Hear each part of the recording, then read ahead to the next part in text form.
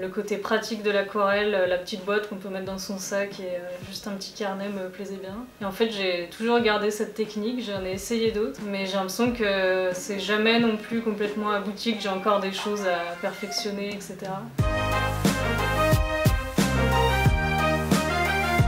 Juliette Lagrange, je suis illustratrice et autrice aussi parfois. Et là on est dans mon atelier, où je dessine et réalise mes projets. Pendant très longtemps, même jusqu'à la terminale, je ne savais pas du tout ce que je voulais faire. Après j'ai toujours aimé dessiner, construire des petits trucs quand j'étais petite et après. À un moment j'ai rencontré un ami qui, comme devoir de vacances, devait remplir un carnet de croquis. Et je me suis dit, waouh, c'est incroyable qu'on lui demande ça comme travail. Et du coup je me suis renseignée sur le métier de dessinateur, illustratrice, etc. Et c'est là où j'ai vu qu'il y avait des écoles de dessin. Bon après j'étais assez déterminée à faire ça, donc à dire que j'ai tout fait, voire même harcelé des éditeurs pour vivre de ça. Ce qui me plaît le plus, c'est vraiment d'inventer à chaque fois un univers, imaginer les personnages, les décors, trouver des objets que j'aime bien ou une certaine végétation. Donc, du coup, le fait que ça soit tout le temps nouveau et que j'ai tout le temps à chercher comme ça des éléments, ça me plaît beaucoup. Plus difficile, je dirais c'est presque la même chose parce que des fois je trouve pas.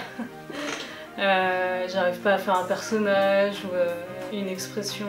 J'essaie de faire à chaque fois des projets quand même qui sont variés, assez différents. Et donc ça me demande beaucoup de recherche et des fois ça c'est quand même compliqué. Par exemple pour Hulotte, j'habitais à Lyon. La première chose que je fais c'est que déjà je me balade. Donc je vais dans les rues, je prends beaucoup de photos, des points de vue aussi. Par exemple j'ai imaginé où est-ce que Hulotte pouvait se balader, où est-ce qu'elle pouvait se poser. Donc j'imagine que je suis un oiseau. Et j'essaye de cadrer comme ça les points de vue un peu en l'air, à ras du sol. Où est-ce qu'elle aimerait bien se balader, je sais pas, ouais, les glaciers par exemple, les cornets de glace, il y a souvent plein d'oiseaux, ou un arbre aussi que j'aime bien. Ouais, j'ai une énorme documentation comme ça que je fais pendant plusieurs semaines. Après je regarde justement, je les classe et puis je fais une sorte de sélection. Et après j'agence en mêlant plusieurs éléments.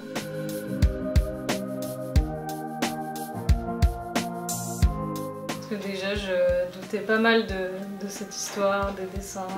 Donc déjà qu'il ait été sélectionné parmi les autres livres, déjà je trouve ça super. Et le fait du coup qu'il ait remporté le prix, j'étais vraiment touchée.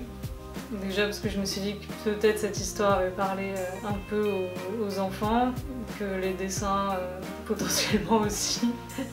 Donc il y a un côté un peu rassurant dans ce que je fais, parce que c'est vrai que j'ai souvent quand même des doutes sur est-ce que mes histoires vont parler aux autres, est-ce que mes dessins plaisent. Enfin, c'est un doute un peu constant d'avoir ce prix, ouais, donc ça rassure un peu pour la suite, quoi. Ça donne envie d'en faire un peu plus.